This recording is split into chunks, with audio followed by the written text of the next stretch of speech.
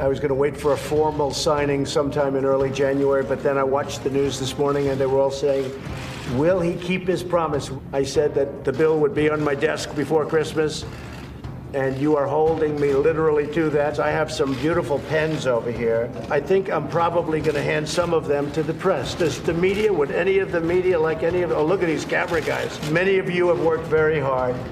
Many of you have worked very, very fairly, and we really appreciate that. So here you go, folks. You want the box with it or not, huh?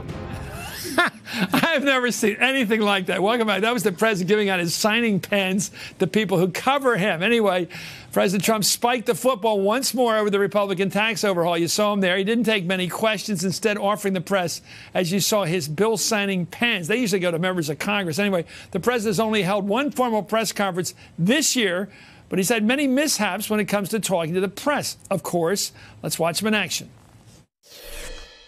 Regardless of recommendation, I was going to fire Comey. I said to myself, I said, you know, this Russia thing with Trump and Russia is a made-up story. I think there's blame on both sides, and I have no doubt about it, and you don't have any doubt about it either. And if you reported it accurately, you would say. You called him sick and bad. Look, you can figure it out yourself. But you stand by that claim about him? I don't stand by anything. I just, you can take it the way you want. Earlier you said that President Obama never called the families of fallen soldiers. How can you make that claim? I don't know if he did. No. I was told that he didn't offer. Why should Americans trust you when you accuse the information they receive of being fake when you're providing information that's... Well, I don't know. I was given that information. I've seen that information around. And we had the most beautiful piece of chocolate cake that you've ever seen. We've just fired 59 missiles, all of which hit, by the way. A highly personal presidency. Let's bring in tonight's Hardball Roundtable. Andy Carney's a White House reporter for Politico. Jonathan Allen's national political reporter for NBC News Digital. And Francesca Chambers is White House correspondent for the Daily Mail. Well, this is a group, as always, an important group. But I don't know what to make of that pen thing. Was he sort of working the camera guys against the print people, the pencil guys, or what? What was he doing there? Sure, and he was in a great mood. He's off to Mar-a-Lago for a week. He has an actual victory. He is spiking football, not prematurely like he did over the House health care vote where he had this Rose Garden ceremony for nothing.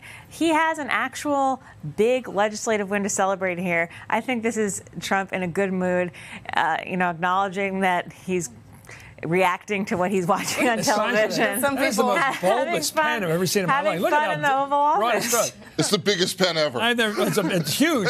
Jonathan, how does he? I mean, I have to say we can be tough on him, and we are, and proudly so. But I have to say we give him a lot of attention. The idea that we don't give him attention is crazy. I mean, we cover this guy every night. I got a Trump watch the other show. How can he say I don't pay attention to the guy? He can't have it both ways. We do pay attention. It doesn't actually have to be positive attention, but he keeps like we don't recognize him. The Rodney Dangerfield thing.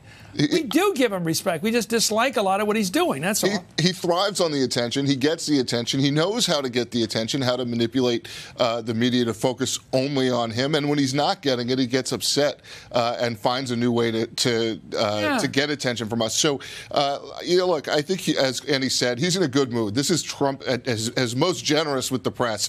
Have some pens. Okay. Do you want the box? And some of you work very hard. Just a personality, but I'm going to go to Francesca on this. Did you ever go to New York City lately, last couple of years, and you go around Times Square, you can walk there, you can walk in the street. There's all those people walking around dressed up with paint all over them like the Statue of Liberty, like these big, tall people on stilts, right? That's Trump. That's what he is. It's all a show. He's walking around on stilts with a Statue of Liberty hat on, with this weird makeup. It's like a performance art. It's street art. It's street performance. It's all about that. What we just saw, that's not a president of the United States behaving. That's some guy playing around with pens. Like what?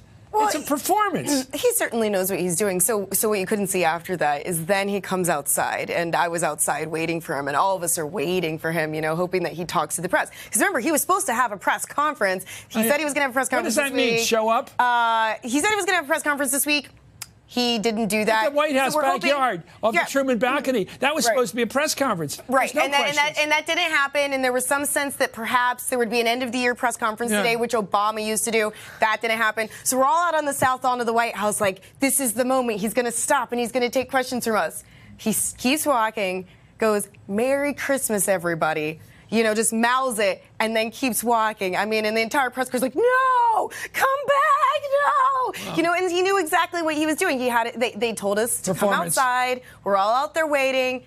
Which is actually surprising. He usually takes, it's actually pretty accessible in those moments where he's walking to and from. Oh, he wants to be. He is accessible. But he didn't yesterday either.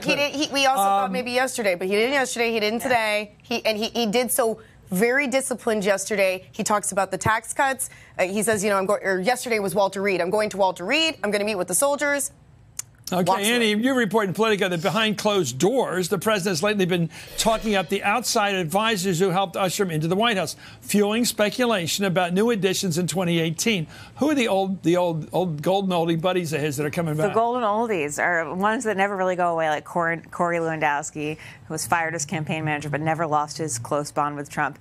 At a Christmas party at the White House for staffers, he name-checked Jason Miller, his former communications director, 3 times from the podium. Wow. David Urban a few times from the podium. Urban's a smart guy, but he's a lobbyist. Does he want this job? Well, he's Trump's top pick to be ambassador to Saudi Arabia, but people are talking about him about coming in if he doesn't get that. Larry Kudlow is being talked about as a potential replacement for Gary Cohn. They're smart people. These are not dummies. The question is, this is like Trump's comfort food. These are the guys he trusts. These are the guys who are always with him. The question is, these guys also have a lot of enemies. There are people who, if Corey Lewandowski gets very close to having a senior job in the West Wing, are going to do everything to block it. I thought these guys caused him a lot of trouble along the way. Anyway, the roundtable's sticking with us.